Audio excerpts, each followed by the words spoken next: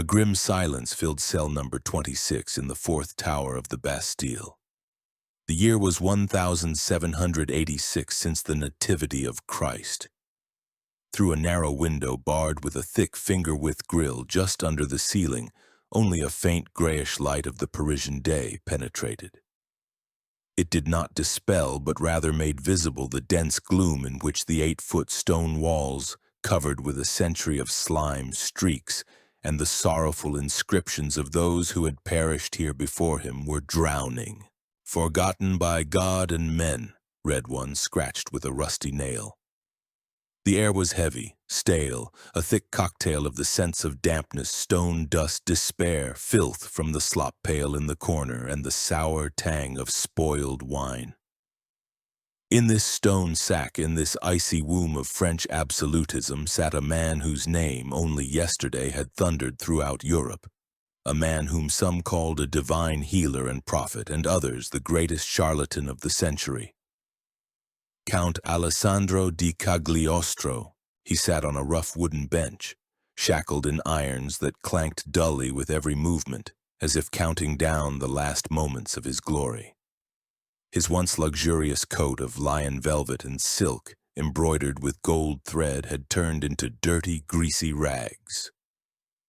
The lace cuffs, witnesses to countless receptions in aristocratic salons, were frayed and blackened.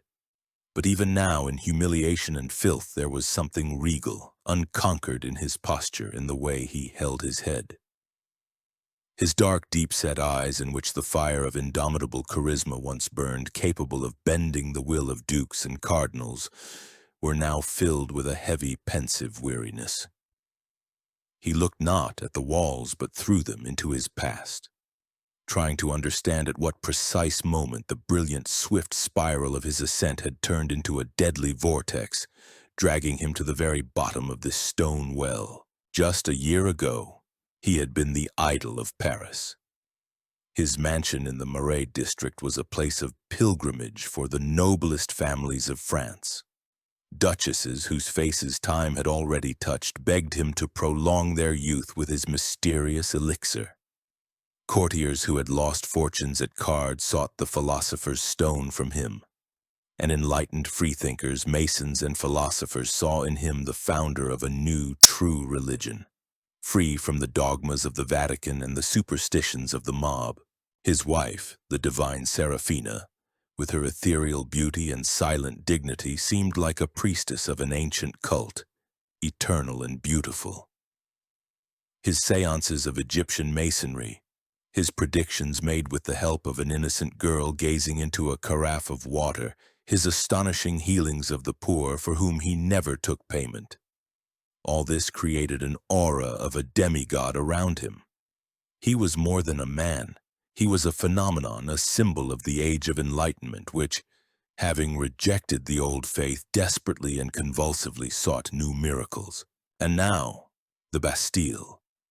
Accused in the most sensational scandal of the decade, the affair of the diamond necklace, a scam that cast a thick, dirty shadow on Queen Marie Antoinette herself and shook the very foundations of the Bourbon throne. He, Count Cagliostro, the Grand Copt, a friend of humanity, found himself embroiled in the sordid intrigue of a greedy adventuress and an ambitious but foolish cardinal. And the whole world that had applauded him now awaited his fall with greedy curiosity. How did it happen? Where did the beginning of the end lie? Perhaps the answer was to be found not in the glittering halls of Versailles, not in the smoke of alchemical laboratories, but far, far from here, under the scorching sun of Sicily, in the labyrinth of dusty, foul-smelling streets of Palermo, where many years ago a boy named Giuseppe Balsamo was born. A boy who was destined to die so that the immortal Count Cagliostro could rise from his ashes. This is not just the story of an adventurer. It is the story of an era full of glaring contradictions, a story of the power of myth over reason, of humanity's thirst for miracles, and of how high a man who created himself from nothing can fly, and how crushingly deep he can fall when reality finally presents its bill. before Count Alessandro di Cagliostro stepped onto the stage of European history. There was Giuseppe Balsamo. And to understand the Count, with his manias and talents, one must descend into the very depths of the world that produced Giuseppe. Sicily in the mid-18th century, an island that in its history had seen them all. Greeks and Romans, Vandals and Byzantines, Arabs and Normans, Germans and French. Now it was a jewel in the crown of the Neapolitan Bourbons, but in essence it remained a distant semi-feudal province living by its own laws. It was a land of stark contrasts, fertile valleys and sun-scorched mountains where bandits hid. The unimaginable luxury of a few aristocratic families who owned almost all the land, and the hopeless hereditary poverty of the peasants and the urban rabble, the Lazzaroni. And looming over it all was the omnipotent Catholic Church, which was not only a spiritual shepherd but also the largest landowner, its power rivaling that of the viceroy. Palermo, the capital of this world, was its concentrated expression. It was a bustling, foul-smelling, dazzling, and cruel melting pot. Imagine this city, narrow, crooked streets, squeezed between tall, dilapidated buildings whose wrought-iron balconies almost touch, creating a perpetual twilight even on the sunniest day. The air is thick, layered, woven from the cloying aroma of blossoming orange trees and jasmine, mixed with the smell of scorching dust, the salty sea breeze, fried fish from street stalls, garlic, cheap wine, and the ubiquitous sour smell of filth poured directly from the windows. On every corner, a church adorned with time-darkened gold, tarnished silver, and marble angels with broken noses, and next to it, in the shadow of a carved portal, a beggar in rags covered in sores monotonously begs for alms. Luxurious, cumbersome aristocratic carriages with coats of arms on the doors drawn by 6 horses struggle to make their way through a clamoring, gesticulating crowd of artisans, market women, barefoot sailors, and homeless children as quick and wild as cats. The majestic Palazzo Normanni, the palace of the Norman king, stands next to the Arab quarter of Khalsa, where the architecture, customs, and the language itself still hold the memory of the emir's rule. This city taught survival, lying pretense and striking the first blow. It was in this world, in the poor Albergheria quarter, on June 2nd, 1743, that a boy was born to the family of a small-time cloth merchant, Pietro Balsamo, and his wife, Felicita, née Bracconieri. He was baptized as Giuseppe Giovanni Battista Vincenzo Pietro Antonio Matteo Balsamo. Such a long name, a tribute to Catholic tradition and a host of patron saints, would in the future seem an ironic prologue for a man who would change dozens of names and guises like a snake shedding its skin. His childhood was short and joyless. His father, an honest but unlucky soul, died when Giuseppe was still an infant, leaving the family on the brink of starvation. His mother, Felicita, broken by grief and poverty, was forced to give her children into the care of relatives on their father's side. Thus, little Giuseppe began his bitter journey through others' homes, learning from an early age life's main lesson. You are needed by no one, and to survive you must be cunning, observant, and trust no one, not even those who share bread with you. He was a difficult child, restless, defiant, with a lively, piercing gaze and a mind that seemed to absorb everything around it, both good and bad. He constantly ran away, roamed the streets, and got into fights. His uncles, seeing him more as a burden than a hope, decided to give him the only education available to the poor that might tame his wild nature, a religious one.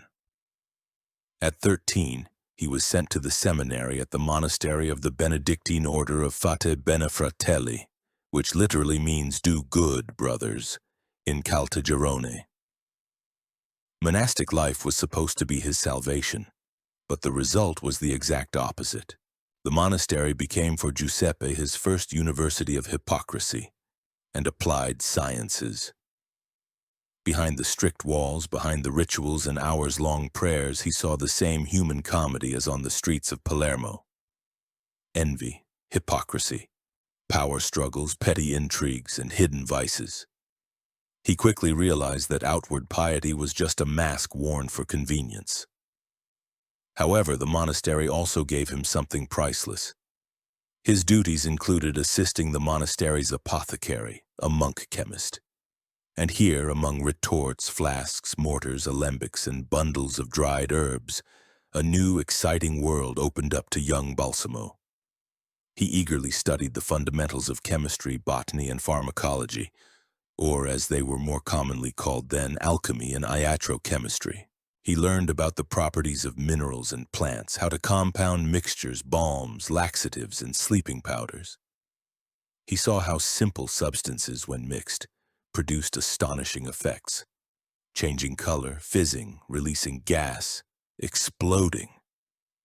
It was real magic, but a magic with a perfectly material, scientific explanation. This experience laid the foundation for all his future miracles. He understood a great truth. What an ignorant person considers magic for the knowledgeable is merely science. His sharp mind and restless nature could not long tolerate the suffocating monastic discipline. A legend, which he himself later delighted in telling, says he was expelled after another act of blasphemy. While reading the lives of saints during the brothers' meal, he deliberately substituted their names with those of Palermo's most famous courtesans and fallen women, causing Homeric laughter among the young novices and righteous anger from the abbot. Returning to Palermo, he found himself on the street, without money, without a trade, but with a dangerous baggage of knowledge, a complete absence of moral breaks, and a burning hatred of poverty. The first, purely criminal phase of his career began. Palermo teemed with petty swindlers, but Giuseppe Balsamo quickly stood out among them. He possessed a rare gift, artistry, and an innate psychological intuition. He didn't just deceive, he staged performances in which he was both director and lead actor. He could forge documents, theater tickets, promissory notes, and wills with such skill that he fooled even experienced notaries. He acted as a pimp for bored aristocrats, wheedling money out of them. He sold magical amulets and love potions, the compositions of which he had spied in the monastery's pharmacy. Each scam honed his skills, making him bolder and more inventive. The pinnacle of his Sicilian exploits was a scam that became a local legend and forced him to flee his native island. His victim was a rich but extremely greedy and superstitious jeweler named Vincenzo Marano. Balsamo, playing on these two vices, convinced him that he knew the location of a cave near the city, where an immense treasure left by the Arabs was hidden. However, he claimed the treasure was guarded by powerful spirits, and to appease them, a complex magical ceremony and a considerable sum of money, 60 ounces of gold, were needed to bribe these very spirits.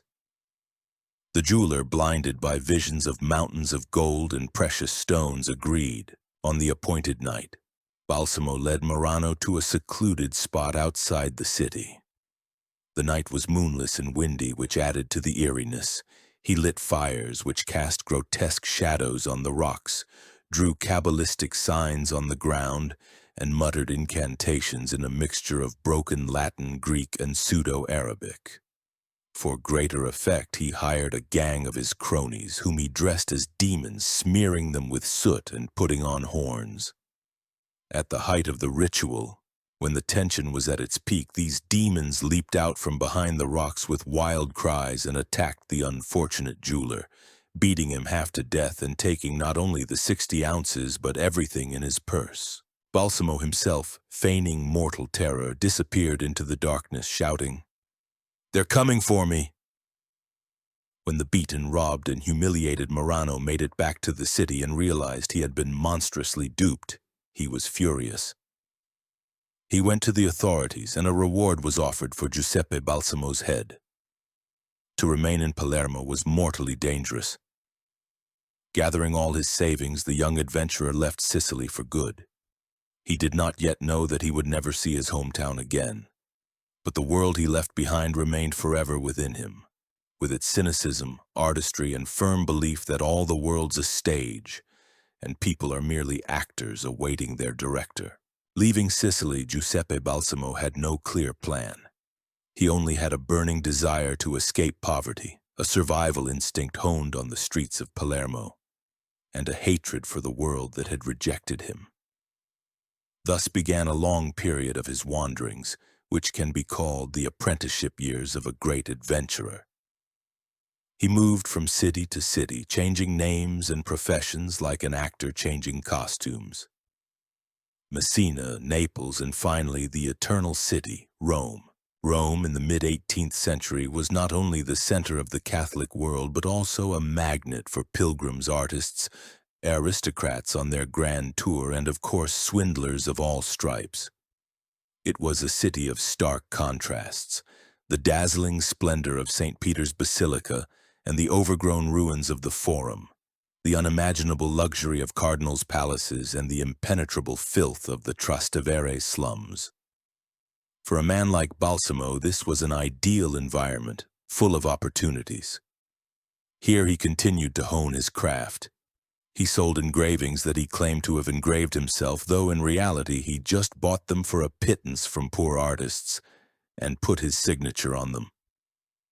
He posed as a copyist painter, receiving commissions to copy paintings by old masters, and then disappeared with the advance.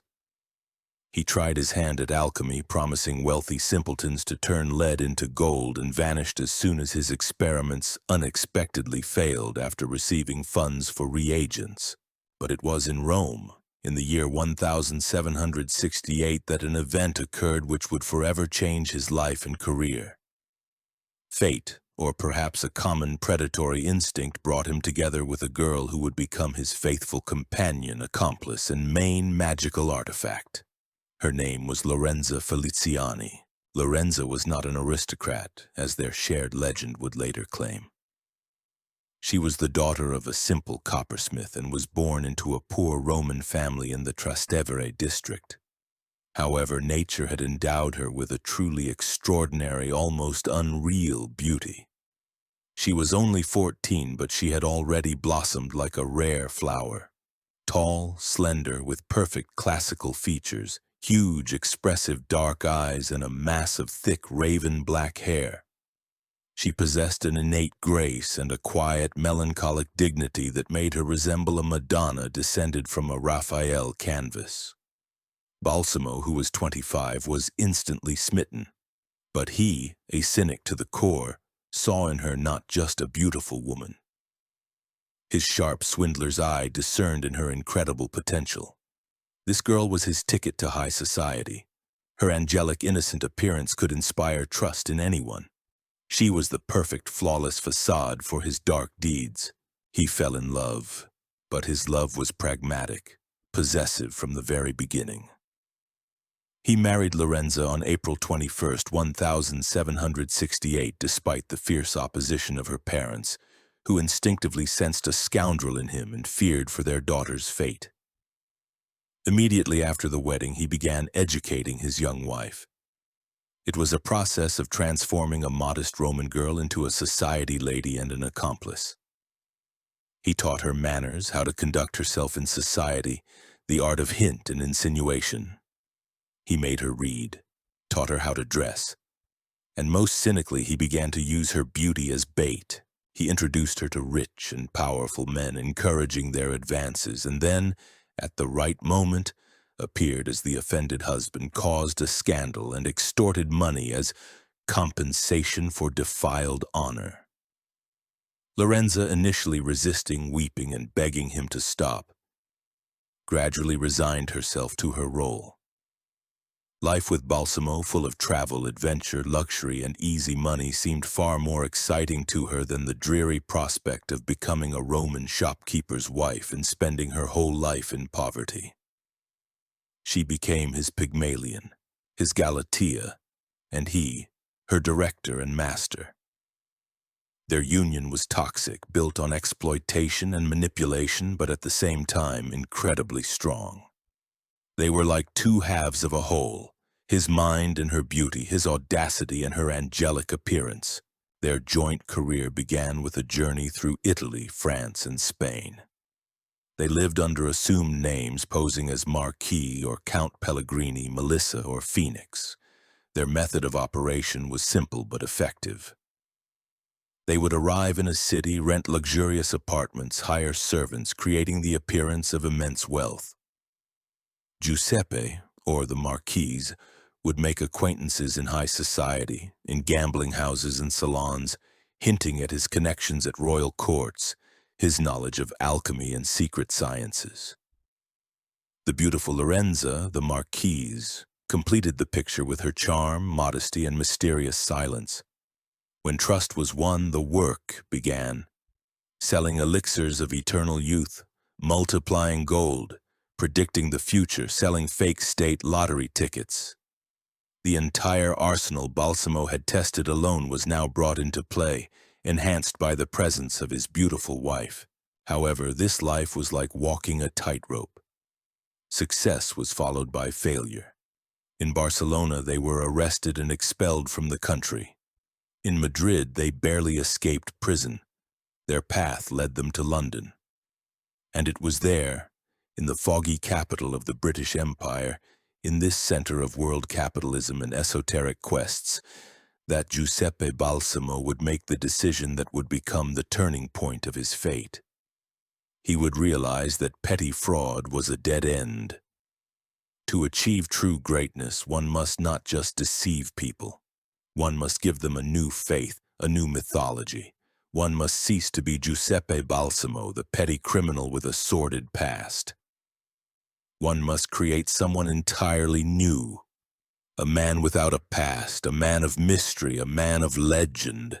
And while Giuseppe Balsamo and Lorenza roamed Europe, honing their fraudulent craft, ideas were gaining strength on the continent that would create the perfect soil for their future triumph.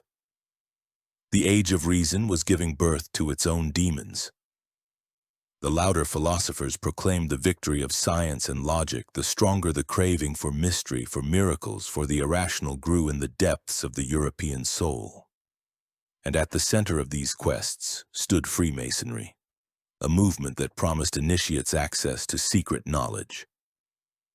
It was into this river that our hero was destined to step, to forever change its course. To conquer the world, Giuseppe Balsamo had to die. In his place, a creature of myth was to be born, a being outside of time and space. In 1776, upon arriving in London for the second time, the Sicilian adventurer performed his greatest act of creation. He created Count Alessandro di Cagliostro. Why London? The capital of Britain at that time was unlike the Catholic cities of the continent. It was a world center of trade, finance, and most importantly, free thought. Here, far from the all-seeing eye of the Inquisition, the most diverse philosophical currents, secret societies, and mystical cults flourished.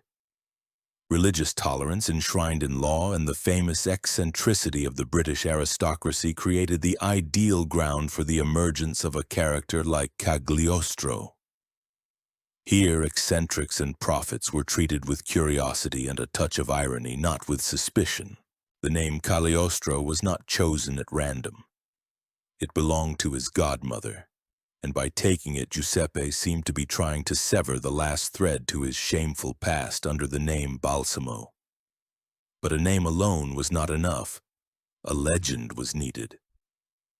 And Cagliostro created one. Grandiose, eclectic, and utterly irresistible to the jaded and miracle-hungry society of the 18th century. According to this new, carefully crafted biography, he, Count Cagliostro, was not a native of Sicily. He was born in a mysterious eastern land, perhaps in Medina or Malta, to noble but unknown Christian parents. As a child, he was taken in for upbringing by a wise mentor, a mysterious Greek named Althotas. With him he traveled through Egypt, Arabia, and Persia. He visited the great pyramids where priests revealed to him the secrets of Isis and Osiris.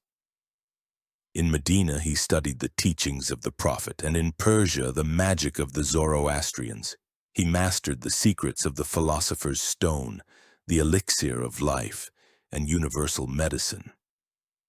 His mentor Althotas, who had lived for several hundred years, died in his arms in Malta, bequeathing to him the great work of enlightening humanity. This story was a brilliant collage of popular ideas and images of the time.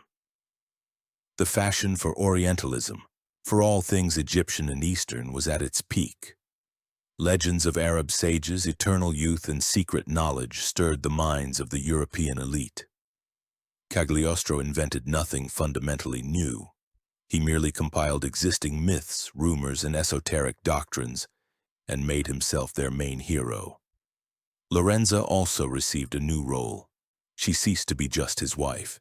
She became Countess Seraphina, his eternally young and beautiful companion with whom he had perhaps traveled through the centuries.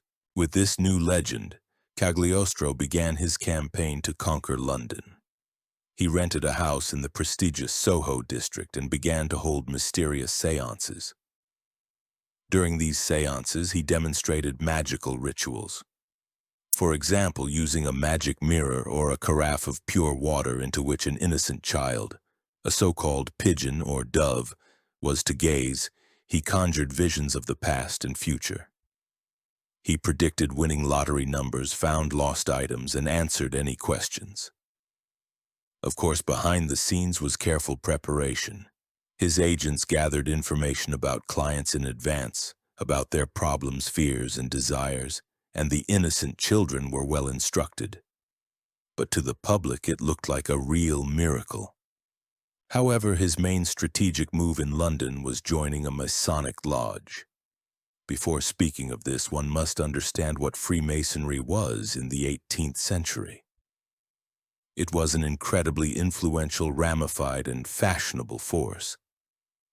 It was not just a secret organization, but a whole network of elite clubs that had spread throughout Europe and America, uniting aristocrats, intellectuals, military men, financiers, and even crowned heads. The Masons preached ideals of brotherhood, equality, enlightenment, and moral self-improvement. But behind the facade of philosophical conversations and charity, many lodges, especially on the continent, were fascinated by mysticism, alchemy, Kabbalah, theosophy, and esotericism. Currents such as Martinism, Rosicrucianism, and the rite of strict observance sought in Freemasonry not only moral allegories but also a path to real spiritual transformation and secret power. Cagliostro understood. Freemasonry was a ready-made, perfectly structured international organization, ideal for spreading his own teachings. He didn't need to create an organization from scratch. He could simply take over an existing one or create his own, more perfect system within it. In April 1777, he was initiated into a Masonic lodge, the Hope, in London. He quickly passed through all the degrees and became a master himself. But ordinary symbolic masonry was too boring and bland for him, and so he announced that he was the guardian of the ancient and truest form of masonry, the Egyptian Rite. He claimed that traditional Freemasonry was merely a distorted and degenerate version of ancient Egyptian knowledge, which had been revealed to the prophet Elijah and the Egyptian sage Hermes Trismegistus, and kept secret by the priests of the temples of Memphis and Thebes. And he, the Grand Copt, meaning Egyptian, was sent into the world to restore this primordial wisdom. His Egyptian rite promised adepts not just moral self-improvement, but real physical and spiritual regeneration.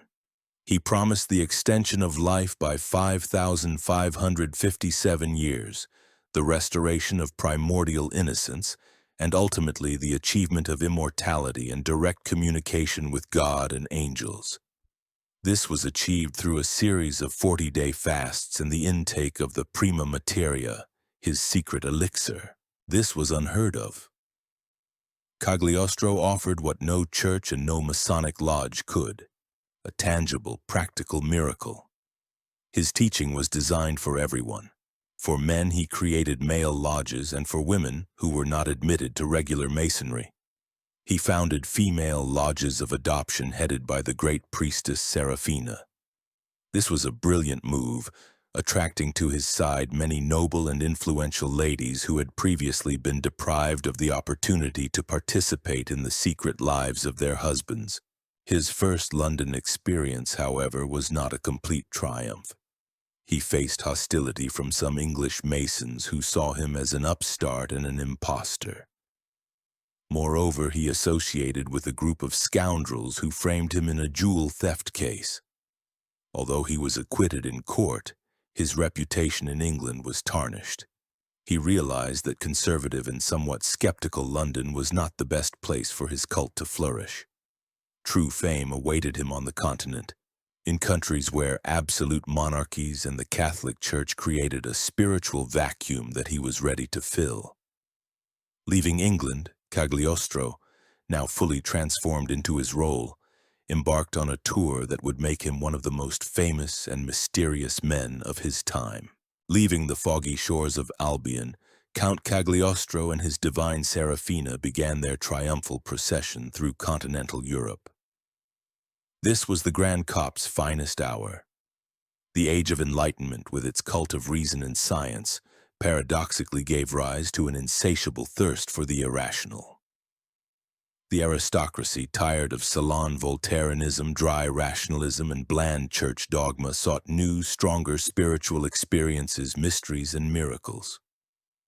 In this era, alongside the encyclopedists, Franz Anton Mesmer thrived with his animal magnetism, and the works of the mystic Emanuel Swedenborg were discussed in salons. Cagliostro hit the very nerve of the time.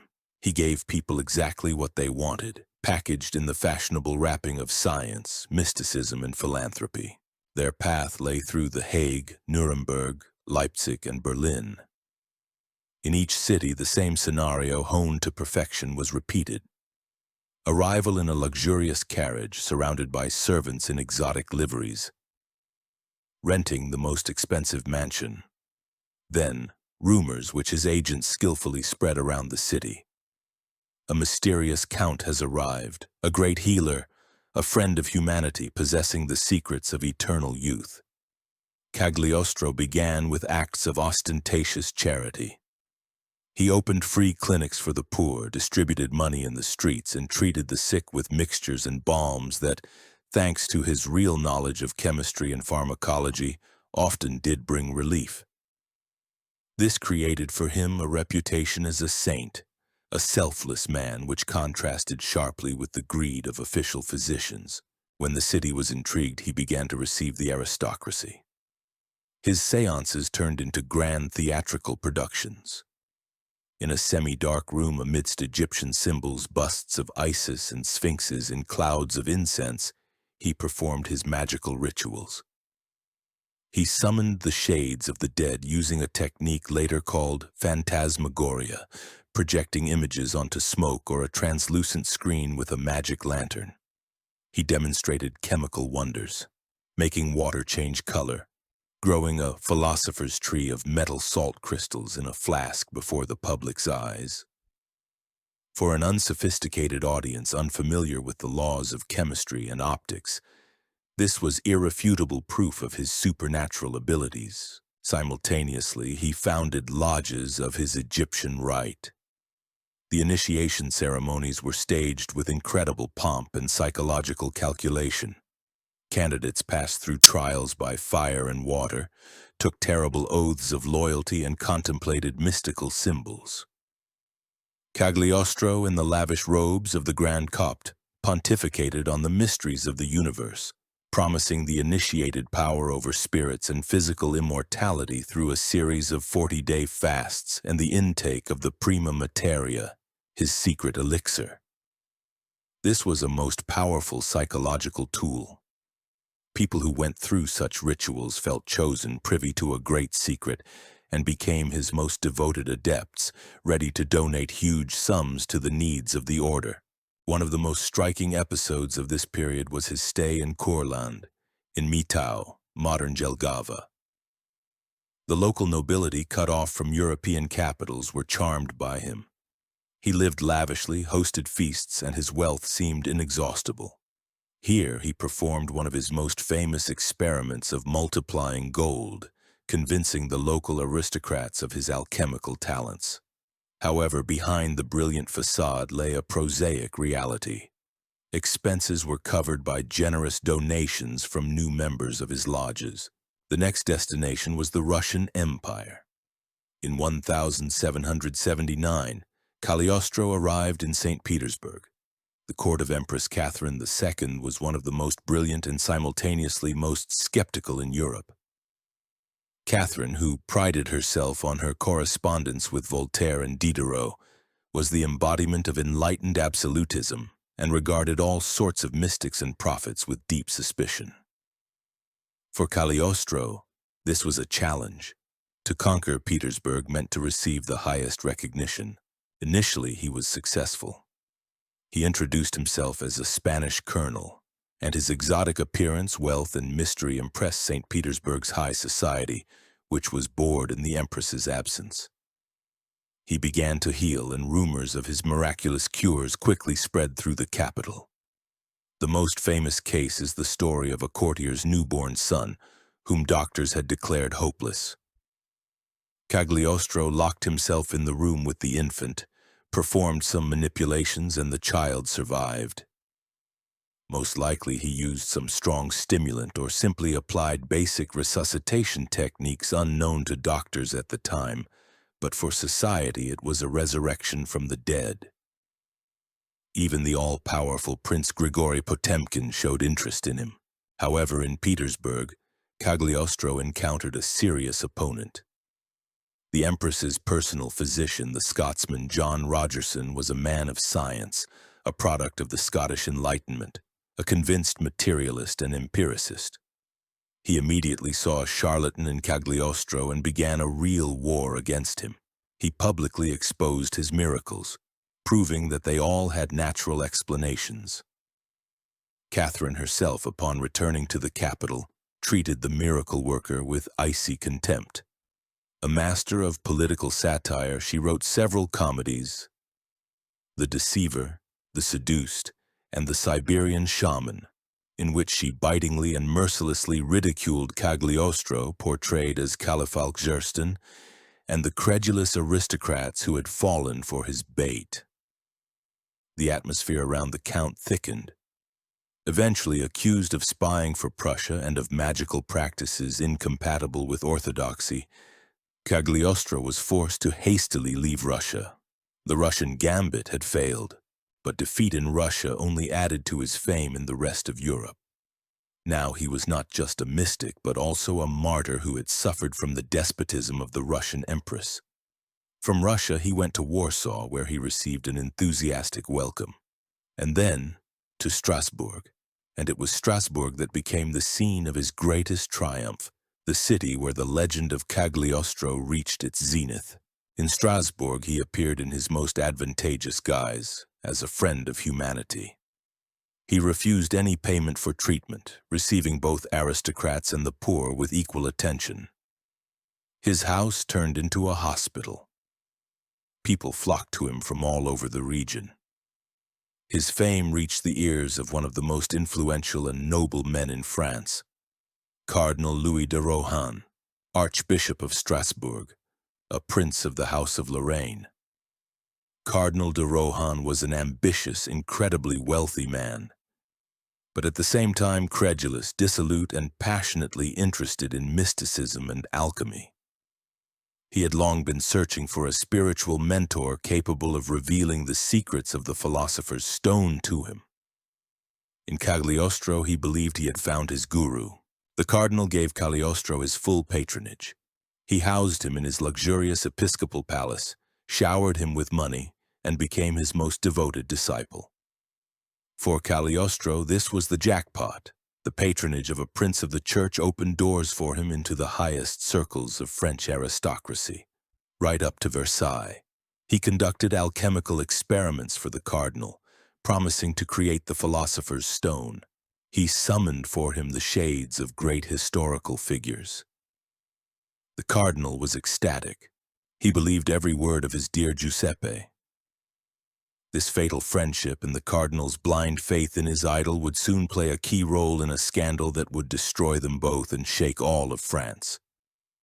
From Strasbourg, at the zenith of his fame, Cagliostro set out for Paris, the city that would become the stage for his greatest triumph and his crushing fall. Paris in the 1780s was not just the capital of France. It was the capital of the world, the center of fashion, philosophy, art, and pleasure. A city where the air seemed electrified with the premonition of change. The old regime, Ancien Regime, was living out its last feverishly brilliant years, resembling a tuberculosis patient with a hectic flush on his cheeks. The aristocracy, detached from real life, sought ever new amusements, from philosophical debates in salons to mystical seances. Count Cagliostro burst into this agitated, nervous atmosphere like a meteor. His arrival in 1785 was staged with his characteristic grandeur. He settled in a luxurious mansion in the Marais district, and soon his house became the most fashionable place in Paris. Here, surrounded by Egyptian sphinxes and mysterious symbols, the Grand Copt received the cream of French society. His patron, Cardinal de Rohan, introduced him into the highest circles. Marquises, dukes, financiers, and their wives besieged him, begging him to reveal their future, cure their illnesses, or grant them the elixir of youth. Cagliostro was on top of the world. He was rich, famous, influential. His lodges of the Egyptian Rite grew like mushrooms after rain, bringing him enormous income. He was more than just a fashionable magician, he was a symbol of the era. But it was at this dizzying height that a trap awaited him. And it was set not by the Inquisition or the police, but by a cunning adventuress whose greed and ambition knew no bounds. Her name was Jeanne de la Motte Valois. This woman was as remarkable a product of her era as Cagliostro himself. She came from an impoverished but collateral branch of the royal Valois dynasty. Her entire childhood was spent in humiliating poverty, but she was obsessed with the idea of reclaiming the wealth and position that she believed were hers by right. Possessing an attractive appearance, a sharp mind, and a complete lack of conscience, she fought her way into high society using flattery, intrigue, and deceit. She managed to marry the Count de la Motte and even secure a small pension from the king. But this was not enough for her. She needed a big score, and she found a way to get it. At the center of her intrigue were two people, her lover Cardinal de Rohan and the Queen of France, Marie Antoinette. Cardinal de Rohan, despite his rank and wealth, was out of favor with the Queen. Marie Antoinette could not stand him for his dissolute life and the rumors he had spread about her when he was ambassador in Vienna. For the ambitious cardinal, this disgrace was unbearable. He was ready to do anything to regain the Queen's favor and obtain the coveted post of First Minister. Jeanne de la Motte, knowing this weakness of the cardinal, convinced him that she was a close friend and confidant of the Queen. This was a brazen lie, but de Rohan, blinded by his desire, believed her. Jeanne began to play the role of a mediator. She passed the cardinal forged letters, supposedly from Marie Antoinette, full of warm words and hints of imminent forgiveness. She arranged a secret nocturnal rendezvous in the gardens of Versailles, where a hired prostitute who resembled the Queen played her part. The cardinal was on cloud nine, and then Jeanne moved to the main part. She told the cardinal that the Queen passionately desired a unique diamond necklace but could not purchase it openly due to the country's difficult financial situation. This necklace actually existed. It had been made by the Parisian jewelers Baumer and Bassange for Madame du Barry, the favorite of the late King Louis XV. It was a work of art and madness, 647 of the purest diamonds totaling 2,800 carats. Its cost was an astronomical 1,600,000 livres. After Louis XV's death, the necklace remained unclaimed and the jewelers were desperately looking for a buyer. Jean proposed that the cardinal act as a secret intermediary. He was to buy the necklace in his own name, and the queen supposedly would later reimburse him for all expenses. For de Rohan, this was a chance to do the queen an invaluable service. He agreed without a second thought. He signed a contract with the jewelers, received the necklace, and handed it to Jean de la Motte. Of course, the necklace never reached any queen. Jean's husband immediately left for London, where he broke up this work of art into individual stones and began selling them. What then was Cagliostro's role? The most direct and the most fatal. Cardinal de Rohan, being a superstitious man, consulted his guru before every important step. He asked the Grand Copt if he should participate in the deal. Cagliostro, after conducting one of his seances, gave an ambiguous answer. According to one version, he said the affair was worthy of a prince of the church and would be successful. According to another, he vaguely warned the cardinal. Most likely, Cagliostro, not knowing all the details of the fraud, simply gave his high-ranking patron a vague and flattering answer, not wishing to upset him. He could not have imagined what he was getting into. Moreover, Jean de la Motte, to strengthen the cardinal's trust, borrowed money from Cagliostro several times, supposedly for the queen's needs, and always returned the debt promptly, creating the impression that she was indeed connected to the court. The scam was exposed when the time came for the first payment to the jewelers. De Rohan, not having received money from the queen, could not pay. The jewelers, alarmed, went directly to Marie Antoinette, and then everything collapsed. The queen, who had never heard of any necklace, was furious. King Louis XVI was enraged. On August 15, 1785, the Feast of the Assumption, Cardinal de Rohan was arrested right in Versailles.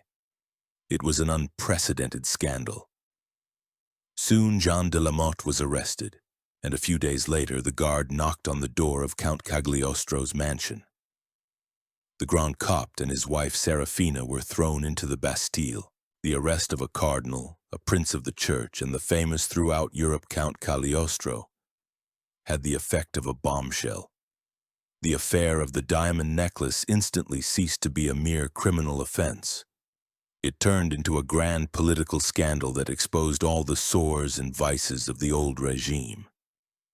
On the defendant's bench were not just swindlers but symbols, a corrupt and credulous aristocracy in the person of Cardinal de Rohan, a cynical and greedy adventuress from the lower classes personifying the new, predatory bourgeoisie, and finally a mysterious foreign mystic, Cagliostro, a symbol of the superstitious fog that had enveloped the Age of Reason.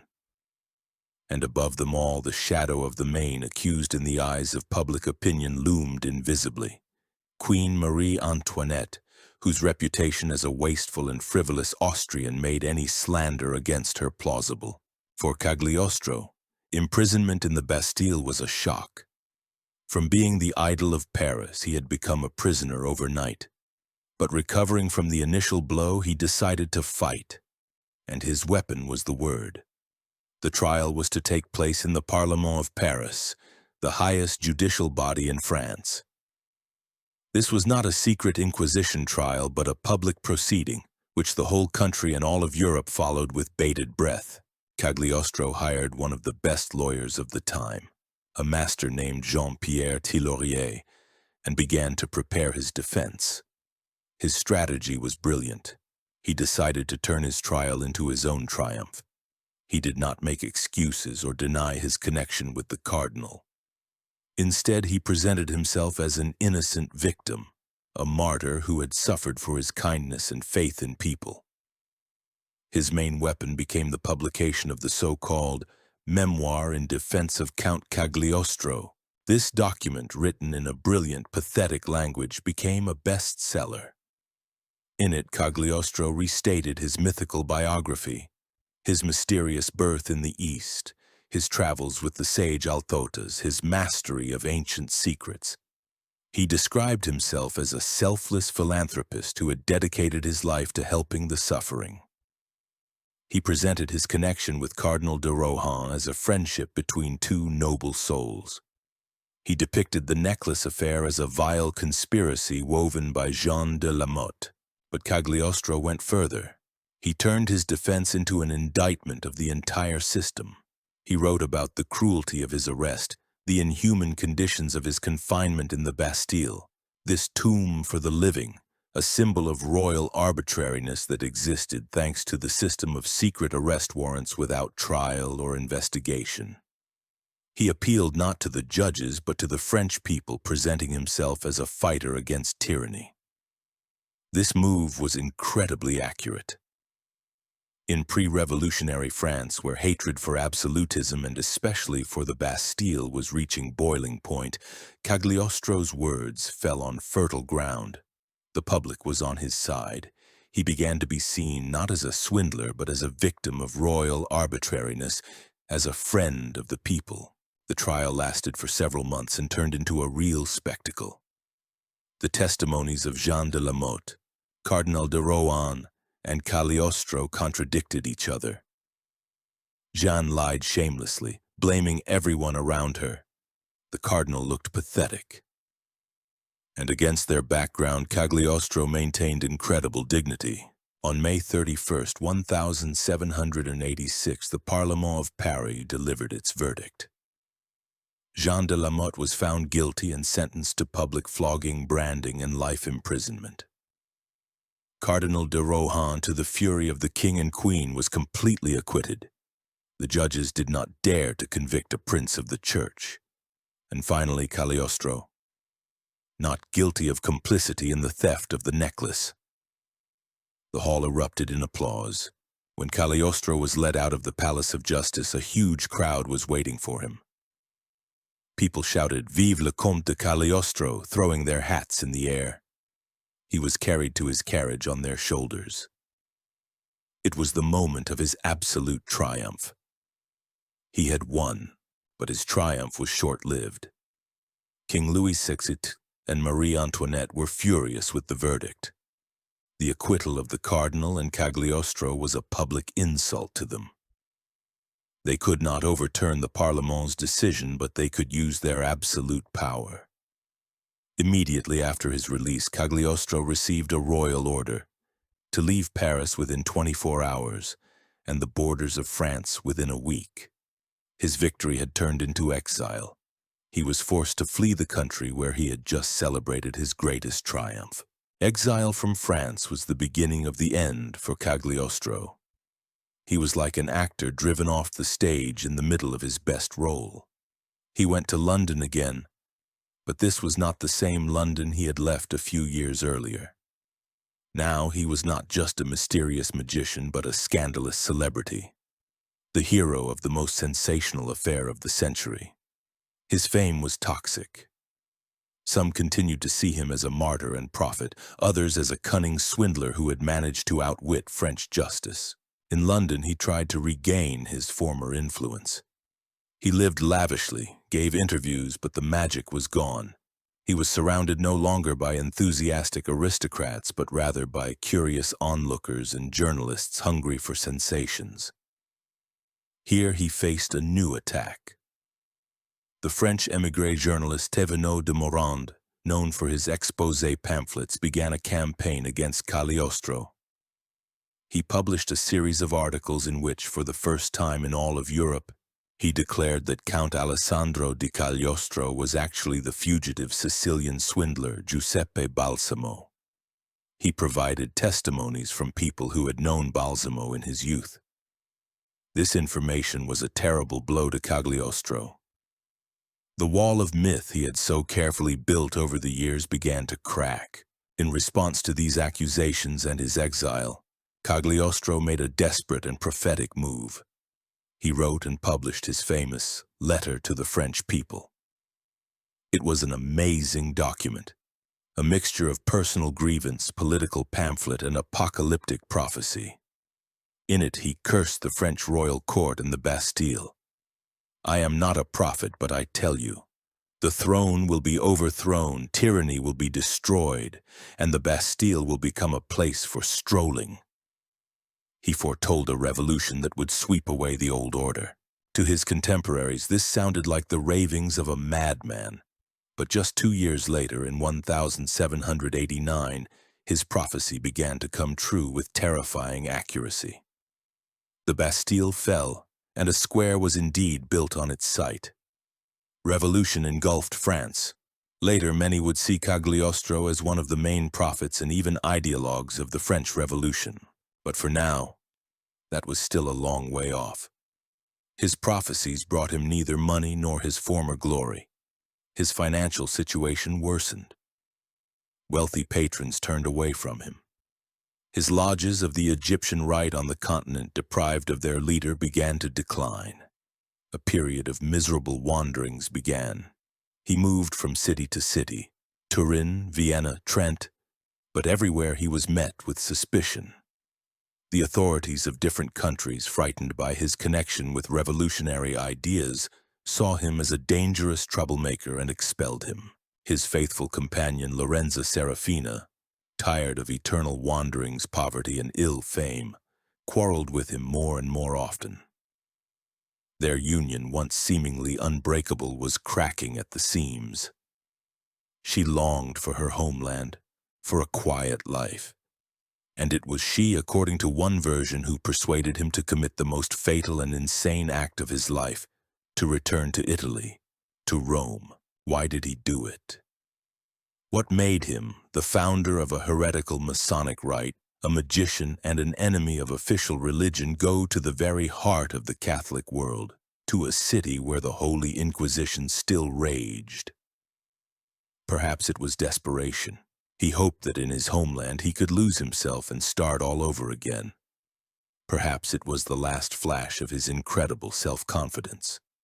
He, who had deceived cardinals and won court cases against kings, might have believed he could outwit the papal police as well. Or maybe he was just tired of running and subconsciously sought his end. In any case, in 1789, the very year the Bastille fell in Paris, Count Cagliostro secretly arrived in Rome. He had walked into the lion's den. All roads lead to Rome. For Giuseppe Balsamo, who became Count Cagliostro, this road was his last. Arriving in the Eternal City in 1789, he seemed to return to the beginning of his journey, but now he was not a young and unknown swindler, but a man of European, albeit scandalous, fame, with a long trail of accusations of heresy, magic, and free thinking. Rome, at the end of the 18th century, ruled by Pope Pius VI, was a bastion of reaction. The successes of the Enlightenment, and especially the nascent French Revolution, caused terror in the Vatican. The Inquisition, or Holy Congregation, though it had lost its former power, was still a formidable force, jealously guarding the purity of the faith and mercilessly punishing heretics. The appearance in Rome of a figure like Cagliostro, founder of his own Masonic rite, could not go unnoticed. He tried to live secretly under the name Giuseppe Balsamo. Having renounced his count's title, he engaged in painting, tried to sell his medicines, but the shadow of his past was too long. He even attempted to found a lodge of his Egyptian Rite in Rome.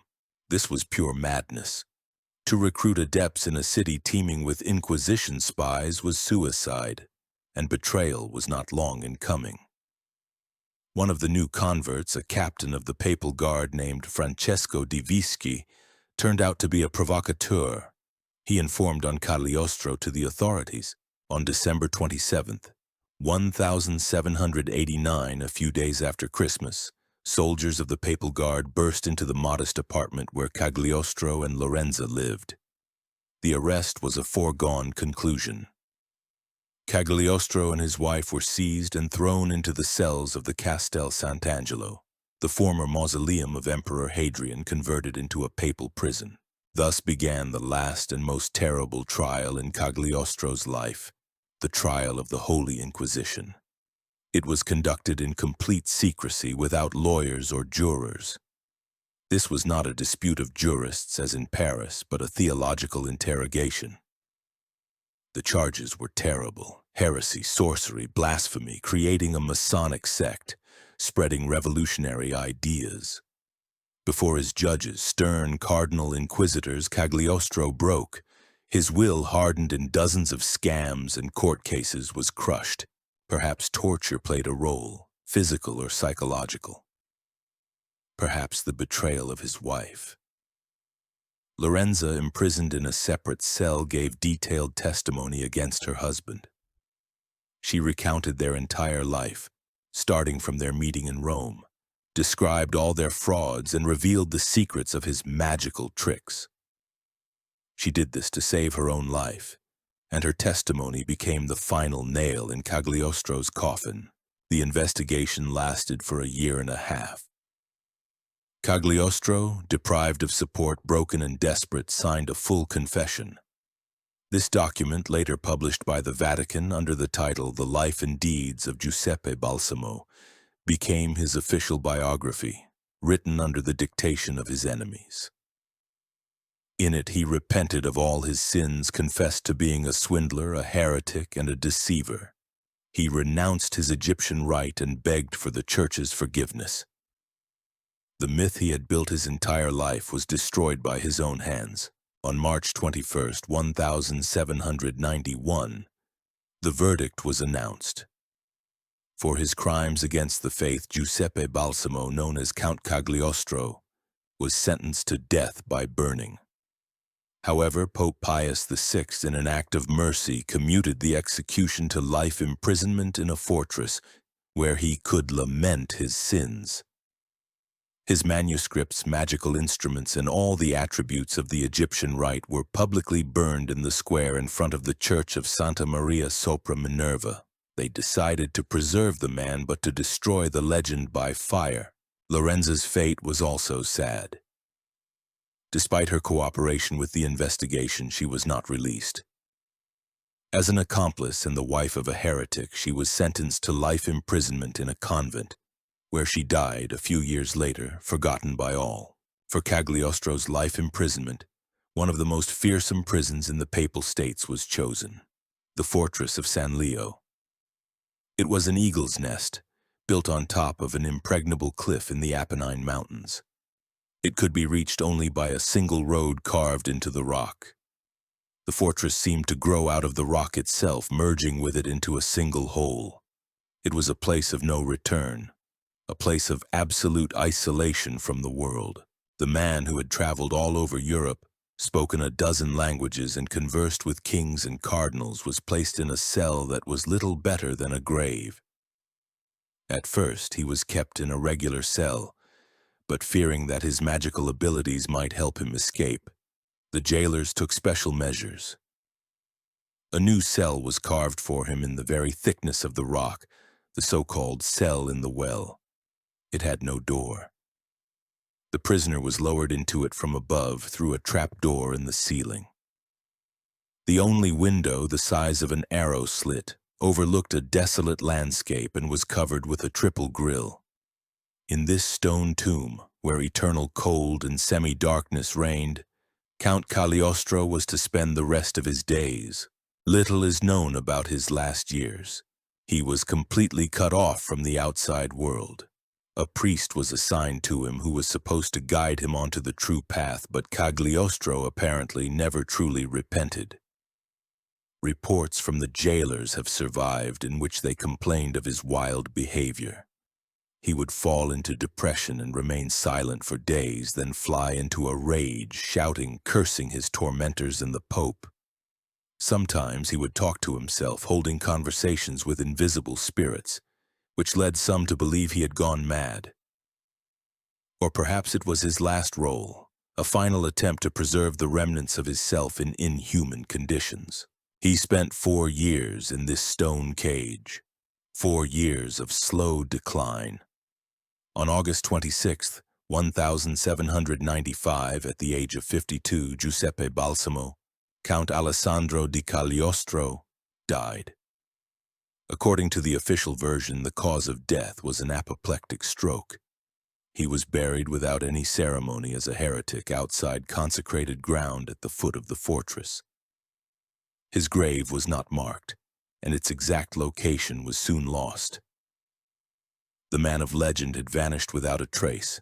The body of Giuseppe Balsamo decayed in an unmarked grave at the foot of San Leo. But the man was dead, while the legend of Count Cagliostro was just beginning its posthumous, truly immortal life. He became one of the most enduring and controversial figures in history. His name became synonymous with either brilliant fraud or misunderstood prophecy. Who was he, this eternal wanderer? For his enemies and for skeptics like the Scottish historian Thomas Carlyle, he was and remains the king of liars, the quintessence of charlatanism, a purulent abscess on the body of the Enlightenment. A symbol of how easily the crowd, even the most educated, succumbs to primitive deception if it is wrapped in beautiful packaging. For romantics and esotericists, he is a tragic figure, a misunderstood genius, a true initiate who brought the light of ancient wisdom to Europe but was crucified by ignorance and tyranny.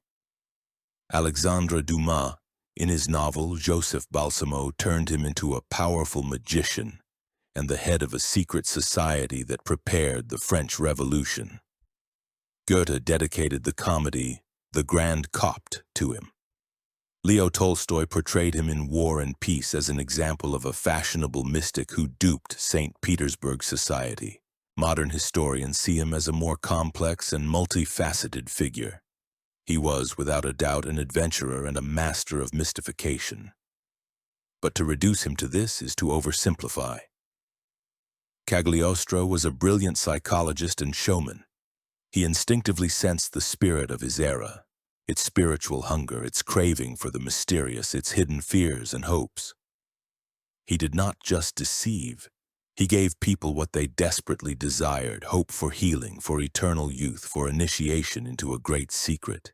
He was a mirror of his time, reflecting all its contradictions. His story is the eternal story of the blurred line between faith and deception, between genius and madness, between historical fact and immortal myth. He created himself from nothing, from the dust of Sicilian roads, and made all of Europe believe in his legend. And even when his body was buried and his name anathematized, the image he created of a mysterious count, a time traveler, a healer, and a prophet, proved stronger than death.